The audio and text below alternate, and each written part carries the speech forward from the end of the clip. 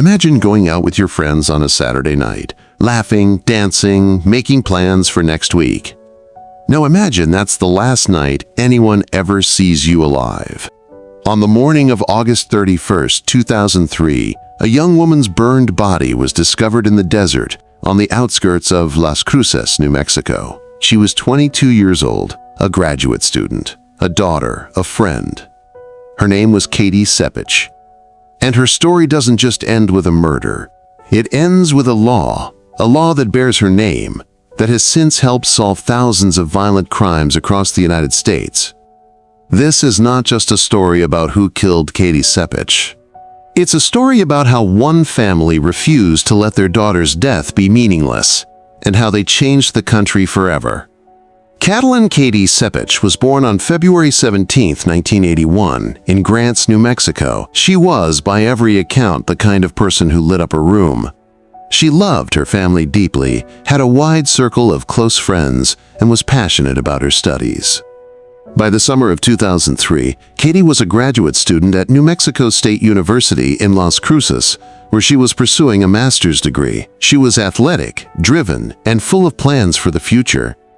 On the night of August 29, 2003, Katie went out with friends to celebrate a birthday. They went to a party near the university. It was a normal night. Music, laughter, the kind of evening college students live for. At some point late in the night, Katie reportedly decided to walk home alone. It was a decision she had likely made dozens of times before. She never made it home. When her friends and family couldn't reach her the next day, panic set in quickly. Katie was not the type to go silent. Something was deeply wrong. On August 31, 2003, 2 days after she was last seen, a man discovered a body in a remote desert area near the intersection of Dripping Springs Road and Highway 70 on the south edge of Las Cruces. The body had been badly burned in an attempt to destroy evidence.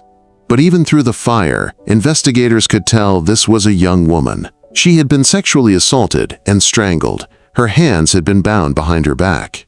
Dental records confirmed the devastating truth. It was Jayann Sepich.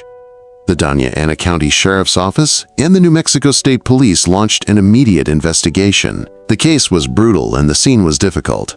The fire had done significant damage. But investigators made a critical discovery. Underneath Katie's fingernails, evidence that she had fought back viciously against her attacker, they recovered biological material, skin cells, DNA. This was their key, their best hope of finding the killer. The DNA was processed and a profile was built. Investigators ran it through CODIS, the Combined DNA Index System, the FBI's National DNA Database. CODIS contains DNA profiles from convicted felons, and it is one of the most powerful tools in law enforcement. The search came back with no match. Whoever killed Jayann Sepich had not yet been convicted of a felony, or at least had not had their DNA entered into the system. The investigation stalled. Leads were pursued and exhausted. The case grew cold. For Katie's parents, Dave and Jayann Sepich, the silence was unbearable. Their daughter had been murdered in the most violent way imaginable, and the person responsible was still out there, walking free. Months passed, then a year, then 2. Gabriel Avila was not a man without a criminal history, far from it. Born in 1979, Avila had a record that stretched back years and included multiple run-ins with the law in New Mexico. He was, by the time of Katie's murder in 2003, already known to law enforcement. But here is the critical detail, and the detail that would define the rest of this story. At the time of Katie's murder, Gabriel Avila had not been convicted of a felony. He had arrests, he had a history, but under the laws at the time, his DNA had never been collected and entered into any database. He was invisible to the system. He lived in the Las Cruces area. He knew the streets. And after killing Jayann Sepich, after burning her body in the desert and walking away, he continued his life as if nothing had happened. In 2006, 3 years after Katie's murder, Gabriel Avila was arrested again. This time, it was for residential burglary, a felony. Under a new law that New Mexico had just passed, a law we'll talk about in a moment, DNA was now collected from individuals arrested for felonies, not just those convicted. His DNA was swabbed, it was entered into CODIS, and it matched. It matched the DNA found under Katie Sepich's fingernails. After 3 years of silence, of cold trails and dead ends, the case broke wide open in a matter of days. Gabriel Avila was charged with the rape and murder of Katie Sepich. In 2007, he pleaded guilty. He was sentenced to 69 years in prison, effectively the rest of his life. Justice had come, but it had taken 3 years in which Avila walked free because the system had no way of knowing who he was. Dave and Jayann Sepich are, by any measure, remarkable people. In the middle of their grief, a grief that no parent should ever have to bear, they asked themselves a question that changed everything. Why did it take 3 years? The answer was simple. Because Gabriel Avila's DNA wasn't in the database when he should have been. When he was arrested in the years before Katie's murder, no DNA was taken. The law didn't require it. In most states, DNA was only collected after a felony conviction, not at the time of arrest. Dave and Jayann believed this was a fatal flaw. If DNA had been collected from Avila upon any of his earlier arrests, the database would have flagged him immediately, and Katie might have gotten justice much sooner, or Avila might have been caught before he ever had the chance to harm anyone else. So they set out to change the law. Starting in 2005, while the investigation into Katie's murder was still ongoing, Dave and Jayann began advocating for legislation that would require DNA collection at the time of felony arrest, not just conviction. They called it Katie's Law. In 2006, New Mexico became the first state to pass Katie's Law. It was not a coincidence that this was the same year Gabriel Avila was arrested, his DNA collected, and the match made to Katie's case. The law worked exactly as intended, almost immediately. But the Sepichis weren't done. They took their fight national. They testified before state legislatures. They met with governors. They lobbied members of Congress. They brought Katie's story to Washington, D.C., not as a tragedy, but as an argument, as proof that this law needed to exist everywhere. Slowly, state after state began to adopt similar legislation. In 2012, nearly a decade after Katie's murder, President Barack Obama signed the Katie Sepich Enhanced DNA Collection Act into federal law. This legislation provided federal funding and incentives to states that adopted arrestee DNA collection laws, dramatically accelerating the spread of the policy across the country. By the time of this video, the majority of U.S. states have laws on the books requiring DNA collection at felony arrest. Thousands of cold cases have been solved as a direct result of expanded DNA databases. All of it traces back to one family in New Mexico who refused to accept that their daughter's death would mean nothing.